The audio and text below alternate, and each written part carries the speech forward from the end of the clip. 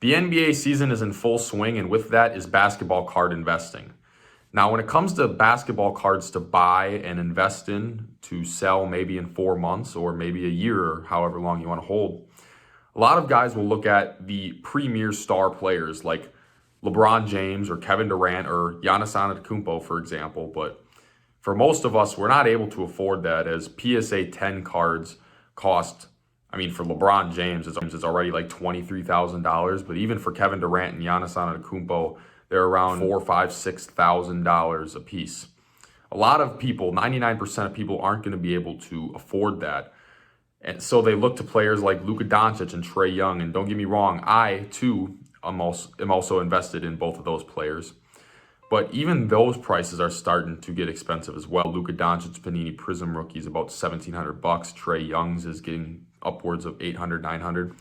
So that leaves us with limited avenues to look at in terms of what player is still super cheap that I could buy and maybe make a couple $100 if he gets hot or makes a surprise all-star run, or maybe his team goes deep into the playoffs, or maybe he gets traded even and gets media attention that way. So I'm going to share with you my bold prediction for the 2020-2021 season. So first off, I want to preface for anybody watching this that is maybe getting into sports cards for the very first time, I want to say that investing in current players is kind of like gambling, buying rookie cards that are really low and selling them for much higher. Players like Lonnie Walker or Colin Sexton or Nickeil Alexander-Walker, or guys like that who aren't superstars but might have the potential one day but are nowhere near that right now because of how young they are.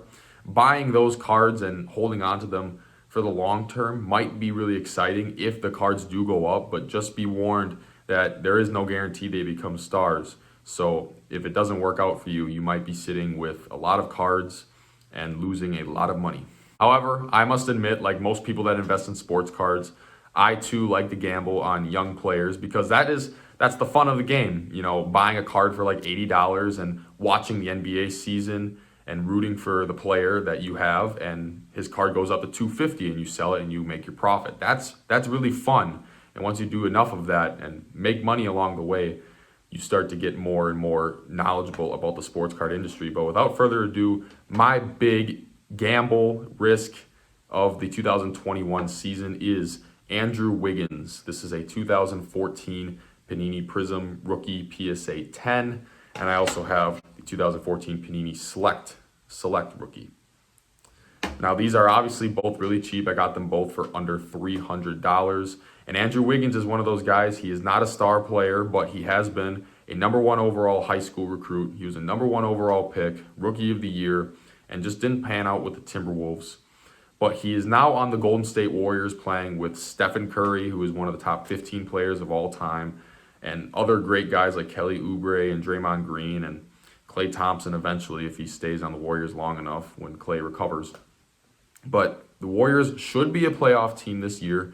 They get a lot of media attention because they're in California. And if I must admit, Andrew Wiggins is probably on the trade block, maybe not this year, but sometime in the near future. So if you're looking at just any way to get media attention or people thinking about his cards, right now they're not. That's why they're so cheap and they aren't growing very rapidly right now. But just in case he either gets traded or has a really good year in the playoffs, or just a big moment, maybe he scores 40 points one night, you never know. Just an opportunity to make some cash while buying cards that are still very inexpensive at the moment.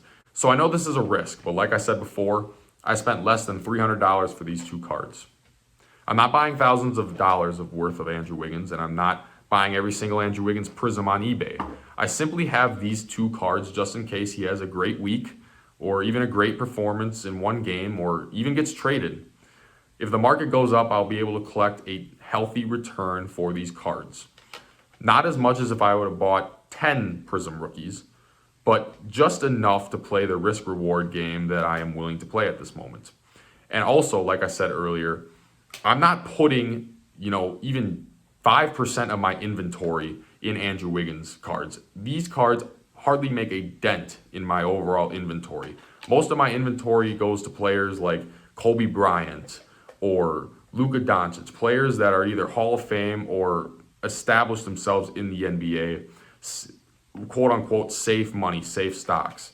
So I'm taking a little bit of a gamble here with guys like Andrew Wiggins, and I have some Shai Gilgeous-Alexanders and Colin Sextons, but these are just gambles, but they also make up about no more than 10% of my total inventory. The rest of it is going into what I call the safe stocks. You know, I probably will never have to worry about losing money on cards like Kobe Bryant and Luka Doncic anytime soon. So thank you for tuning into my video. Like I said, I am a believer in Andrew Wiggins. I hope he can make me some money this year. If not, that's the risk reward game you play. And if you're just getting into sports cards for the first time, I hope this video was able to teach you a valuable lesson about where to put your money and how much money to spend in guys like Andrew Wiggins versus guys like Kobe Bryant, and the investing strategies you can use going forward.